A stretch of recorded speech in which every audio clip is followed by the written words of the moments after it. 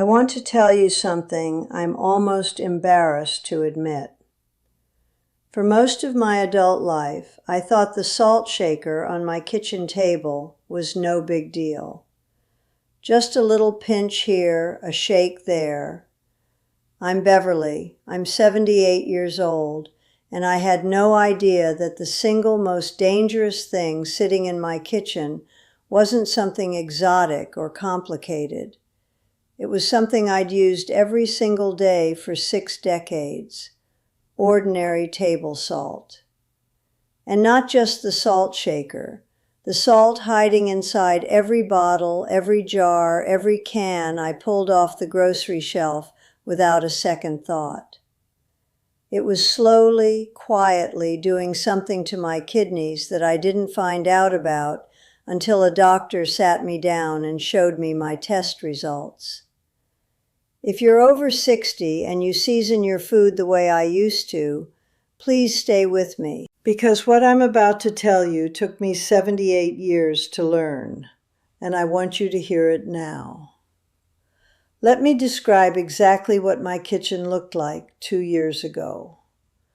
On my counter, there was always a salt shaker, the old-fashioned kind, the kind my mother had, the kind I'd had my entire married life. Next to it was a bottle of soy sauce that I used almost every day because I loved the flavor it added to rice, to vegetables, to almost everything. In the refrigerator door, ketchup, a bottle of salad dressing, a jar of pickles.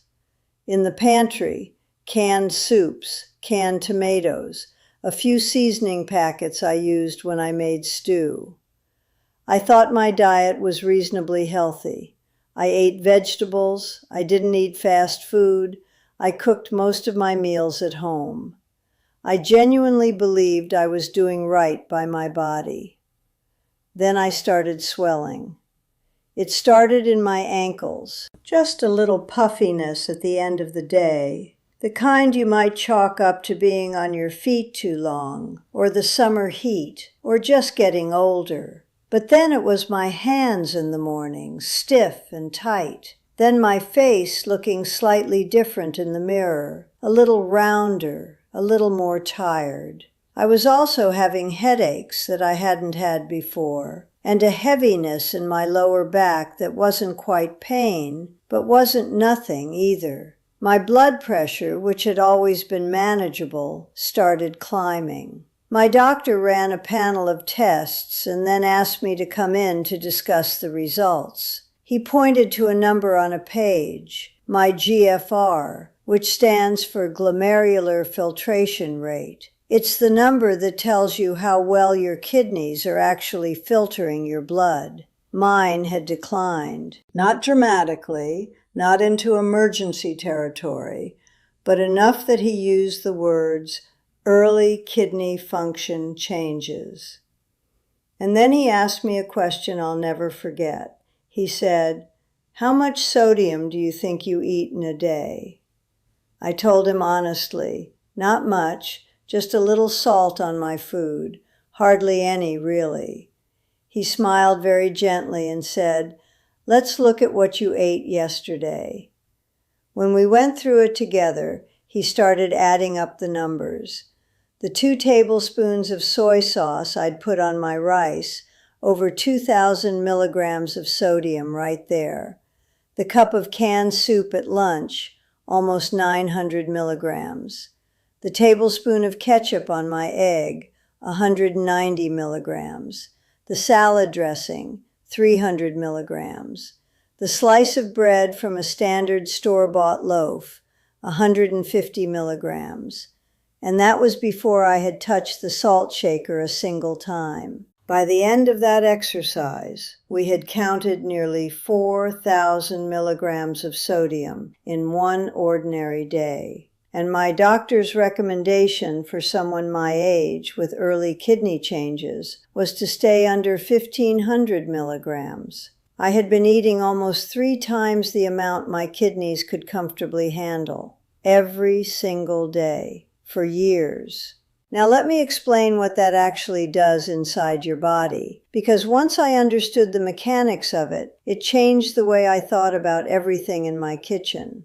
Your kidneys are filtering organs. Every minute of every day, they are pulling waste products and excess substances out of your blood and sending them out of your body as urine. They are also responsible for balancing the amount of sodium in your blood. When you eat too much sodium, your kidneys have to work harder to excrete the excess. They pull more water into the blood to dilute the sodium concentration, which is exactly why excess salt causes swelling.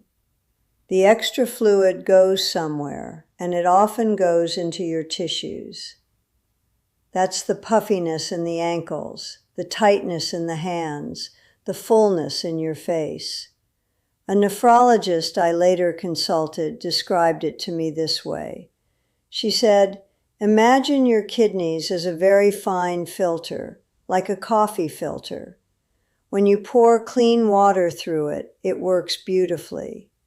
When you pour thick, heavy liquid through it, day after day after day, the filter strains, it gets clogged, it starts to degrade. Excess sodium makes the blood volume larger, makes the pressure inside the kidney's filtering units higher, and over time, high sodium intake can cause what is called glomerular hyperfiltration, where the tiny filtering units of the kidney are forced to work so hard that they begin to scar and lose function. And here is the part that my doctor emphasized and that I want to make very clear. As we get older, our kidneys become significantly less efficient at handling sodium. Research has shown that people over 60 take nearly twice as long to excrete excess sodium from a meal as someone in their 30s. That means the sodium stays in your system longer, puts pressure on the kidneys for a longer period, and the cumulative damage happens faster. What a young body could shake off in 17 hours, my body at 78 might be dealing with for 30 hours or more. Same meal. Very different impact. Stay with me because what I'm about to share is the part most people over 60 never hear. And if you haven't subscribed yet, please do it now because we're just getting to the most important part. I want to be very direct with you now about the specific things I changed in my kitchen because I think naming them clearly is the most useful thing I can do. The first thing I removed was the soy sauce. I know that sounds difficult if you love Asian flavors the way I did, but that single tablespoon contains more sodium than I should have in an entire meal. I stopped buying it entirely. Instead, I started using fresh garlic, a squeeze of lemon juice, and a pinch of ginger to season rice and vegetables. The flavor was different, but honestly, after about 2 weeks, I stopped missing the soy sauce. I started tasting the food itself instead of just the salt. The second thing I changed was canned soup. I had been opening a can of soup for lunch 3 or 4 times a week for as long as I can remember. Most standard canned soups contain between 800 and 1,000 milligrams of sodium per serving. I now make a simple homemade broth with fresh vegetables, herbs, and garlic, seasoned with thyme, rosemary, and a squeeze of lemon at the end. It takes 20 minutes. It has nearly no added sodium, and it tastes more alive than anything that ever came out of a can. The third thing I stopped was the bottled salad dressing. I replaced it with a simple drizzle of olive oil and fresh lemon juice. That's it. A squeeze of lemon and a little olive oil. A study published in a medical journal found that daily lemon intake showed a significant negative correlation with systolic blood pressure. I don't use it as a medicine, I use it as a flavor, and the benefit comes along with it naturally. The fourth thing I changed was the salt shaker itself. I moved it off the counter and into a cabinet. Not because I never use salt, I still use a very small amount in cooking sometimes, but because having it visible and within reach meant I was adding it automatically, without thinking. Putting it away meant I had to make a conscious choice every time.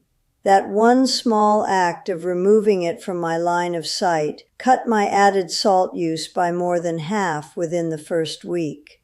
And the fifth change was learning to build flavor with herbs instead of salt. Fresh parsley on almost everything, dried oregano and basil in my sauces and soups, a tiny amount of turmeric in warm water in the morning, crushed garlic stirred into olive oil as a base for nearly any dish. These things do not taste like deprivation. They taste like food that was made by someone who actually cared about what they were eating. Within 6 weeks of making these changes, the swelling in my ankles was gone. My morning hand stiffness disappeared. My blood pressure at my next check had come down enough that my doctor used the word improvement and wrote it in my chart. At my following appointment 3 months after that, my GFR number had stabilized. Not miraculous, not magical, but real, measurable, documented improvement from changing what I seasoned my food with. I am 78 years old. I spent the first 76 years of my life reaching for the salt shaker without a second thought, buying the soy sauce, opening the canned soup, pouring the bottled dressing. I didn't know what it was doing. Nobody sat me down and explained that my aging kidneys were handling sodium in a fundamentally different way than they did 40 years ago. Nobody showed me that the hidden sodium in the condiments I trusted was stacking up to nearly 3 times what my kidneys could comfortably process. Now I know, and now you do too. Take the salt shaker off the counter. Read the sodium number on the soy sauce bottle just once. Really look at it. Try lemon and garlic and fresh herbs for 2 weeks and see how you feel. These are not sacrifices.